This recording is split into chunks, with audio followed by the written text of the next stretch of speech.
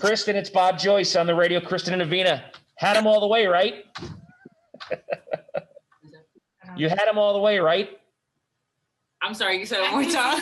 Yeah, so both of you. You had this game all the way, right? I'm saying that jokingly. Sorry.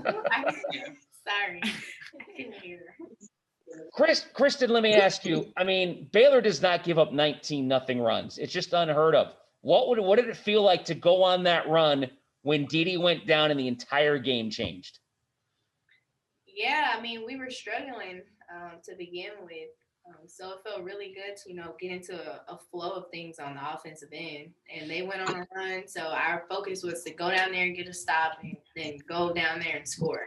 And that's exactly what we did. And that just changed the whole, momentum of the game.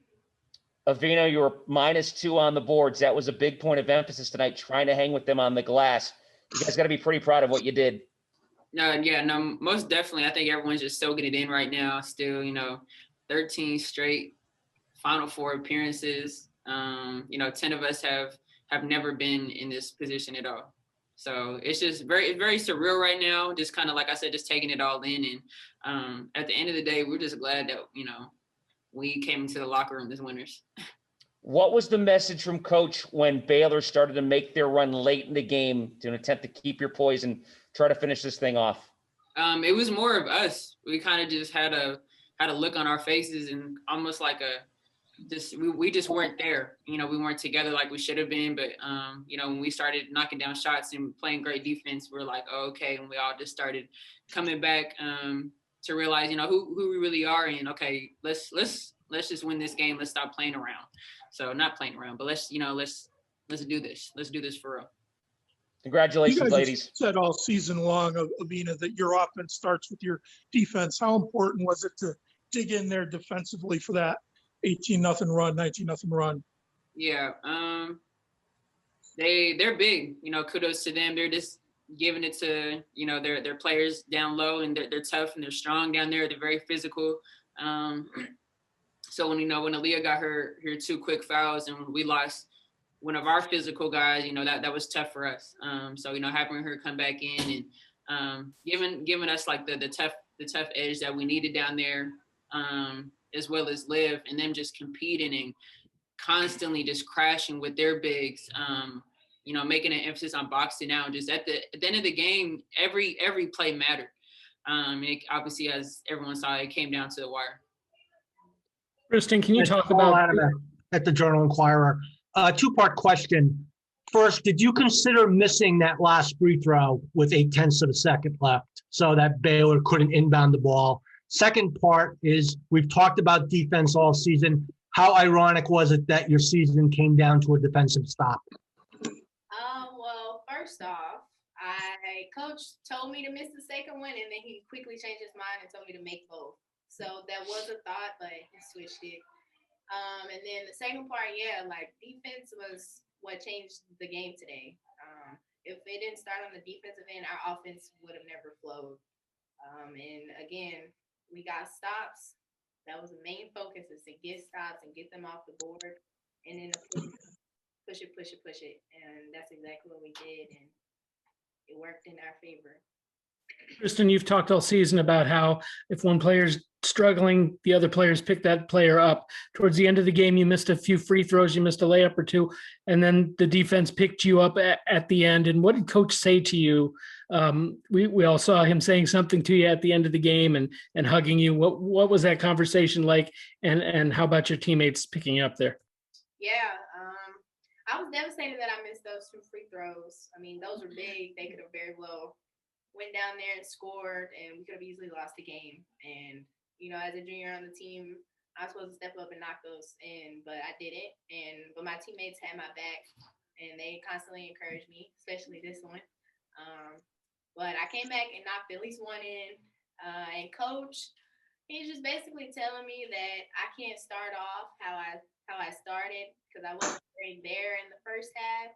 But he was very proud of me that I switched things around, and that a year ago I would have just let the whole game just go bad for me. But that's growth in my game that I quickly switched it around. And basically he said that I control my destiny. And yeah.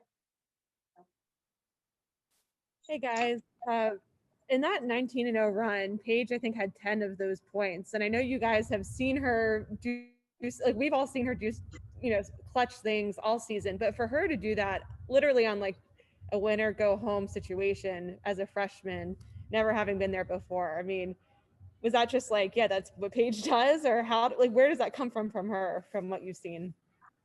We know to be successful, there's certain people that have to score, and she's one of them. We know she's gonna knock down big shots, big threes. And at that point in the game, we needed threes to come back down by 11, 13, whatever it was.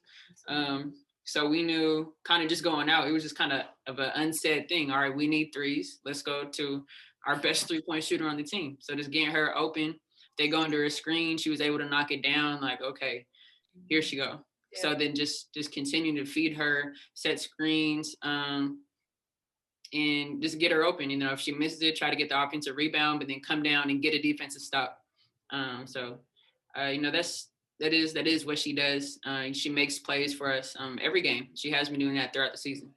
And to add to that, we do game like scenarios in practice, and she does it in practice. So we're not surprised that she stepped up in a big game like this, because that's just what Paige does. Mm-hmm. How different did things feel? I think you guys are still down, I think it was 10 with like 2 minutes left in the third. And then by the end of the third, it was a 2-point game. And Christyn, you had a big shot too in that stretch too. And did it just feel like, okay, like we've made this a 1-possession game. Like this is, it was such a huge momentum swing. It seemed like, how did you guys just kind of be able to build off of that? Well, I'd say, so coach said that we had this look on our face and a timeout, and it was like we thought the game was over. And so that was just kind of a reality check for us, I think, because we're fighters, like we're not going to give up. And so after I hit that 3, Paige came down and hit another 3, and that's 6 points right there. So that just, the momentum just changed, and we never gave up, because that's just something that we don't do. Mm-hmm. And we got that belief back and changed the whole game. Going into the fourth quarter, I think we all looked at the scoreboard and we're like, oh, okay, yeah, here we go. Because in the game, we're down by so much, but in reality, we're still right there. Yeah. I mean, how proud are, especially you guys of junior leaders, that your team was able to not let that get out of hand, right? Like, especially on the backs of the foul trouble you guys had, Aaliyah coming in, eventually making a big basket. I think her basket was the one that gave you guys the lead for good. Paige doing what she did. Just that you were all, even if, you're younger and more inexperienced, that you were able to not lose your composure. I think we've been doing that throughout the year. We've been through so much adversity and been tested a lot, and in practice as well. So, coming into the game, and there's way more Baylor fans than UConn fans, and it felt like an away game almost. Everyone's against us, but we're like, at the end of the day, all we need is us. All we need is ourselves, and as long as we're all connected, like Coach says before every game on the court, we're really hard team to beat. And so there's a little moment right there where we weren't all connected, and then we eventually found all of our way back to each other. So our younger guys know, being young isn't an excuse, and we haven't been using that excuse throughout the season. So they're mature enough to understand, like, okay, 11 is enough. If we go down by any more, they're a tough team as well, and they're gonna keep trying to put it on us, as we were in the first quarter there. So it's just, we've been through it. We've been through things like this, and we're able to push through. Evina, did you enjoy the physicality of the game? What was that? Did you enjoy the physicality of the game and the way it was officiated? Oh, most definitely. I'd rather the officials call, just let us play. We're females, but we're very athletic, just like guards are. So I'd rather them just let us play than them just call like ticky-tack stuff. Or, but no, it felt good. Obviously, both teams are going to feel like there's missed calls here, missed calls there. But I think overall, it was a good game. Christyn, can you address that, please? Yeah, I mean, it was a very physical game, and we knew that coming in, that we were going to have to be aggressive, especially like on the boards. But like she said, I'd rather it be very, very physical than it be tic-tac fouls, because Like, I was playing the same defense that I did in the first game, and I had 1 foul, and I had 2 fouls early on in the first game. So I feel like the refs, like, switched. Yeah. I think it just depends, like, who's playing, I feel like. Okay, UConn versus Baylor. Yeah, because it was physical. There were a lot of no calls. So I'd rather that, though. Evina, as you said, most of you guys have not been to a Final Four before, including yourself. What's it feel like? I mean, UConn is used to this, but you aren't. No, not at all. I know I was telling the team in the huddle on the court after we had won, the farthest I have ever gotten was the second round. So I haven't even been to a Sweet 16 out of Elite 8. So this is my first kind of time to everything. But it felt very surreal out there. I was just trying to take everything in as I still am. But, you know, obviously we're not finished. This feels amazing, but we have a lot more work to do. And, you know, a bigger goal in mind. You know, that's what we came here to do. So it's okay definitely to celebrate today. No, yeah, we're gonna celebrate. And tomorrow. But then celebrate. After tomorrow, then we're back on it. Yeah. But we're gonna celebrate. We're gonna celebrate. But we do have unfinished business. Do you think it helps to have been in a close game going into the Final Four? Does it help your confidence? Does it help you guys know that that you can win in the Final Four? I think every game differs, whether it's close or it's you know, you're up by 40 or whatever. You have to come ready to play, no matter who you're playing. As we've seen in March, you know, any team can lose at any point in time. So you just have to come ready to play.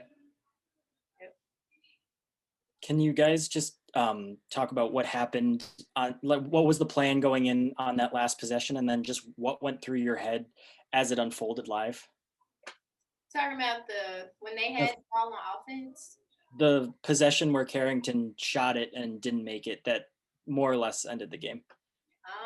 Well, our goal was to get a stop. What was that? We were up by 1? Up by 1. So we didn't obviously want any threes, but we knew they were going to drive the ball, and we knew probably Carrington was going to drive. I think I was guarding her, and we switched.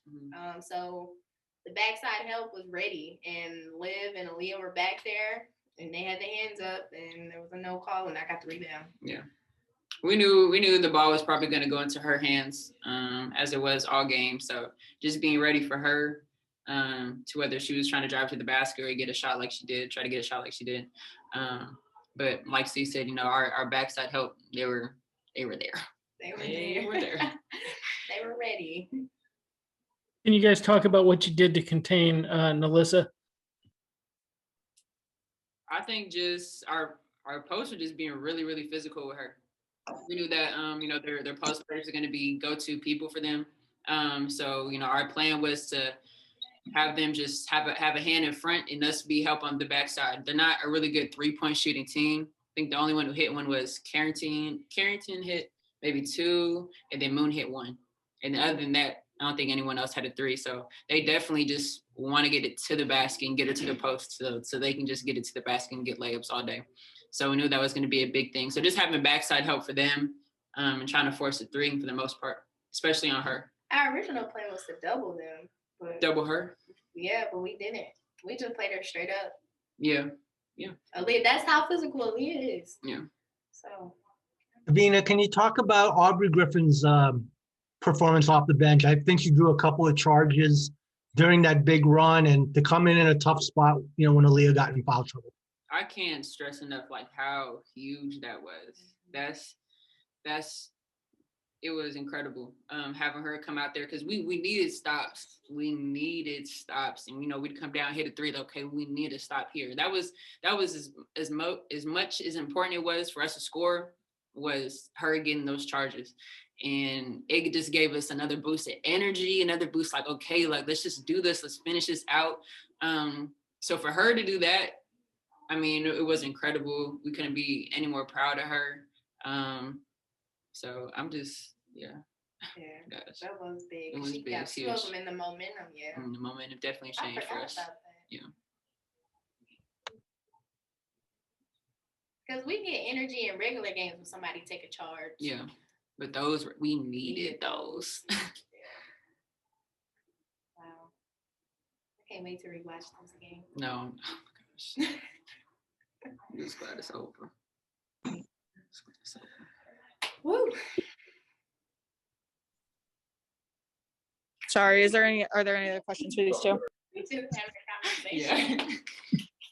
So what you get for dinner? I got ribs. For you guys, Yep. for Did the Nets survive? the Nets are still up. Huh?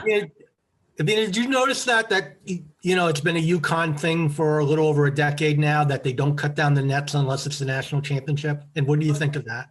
I may be new to the team, but I know the ways. Okay. I didn't even know that. I didn't know that was people do that. What, cut down Final Four nets? Yeah. Yeah. So yeah, we didn't cut down the net at the Big East tournament either. You know, we cut down.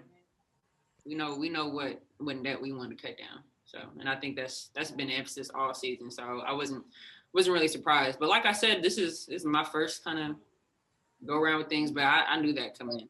At the end of the game, I knew we wasn't going to cut down the net. For what? Thank you.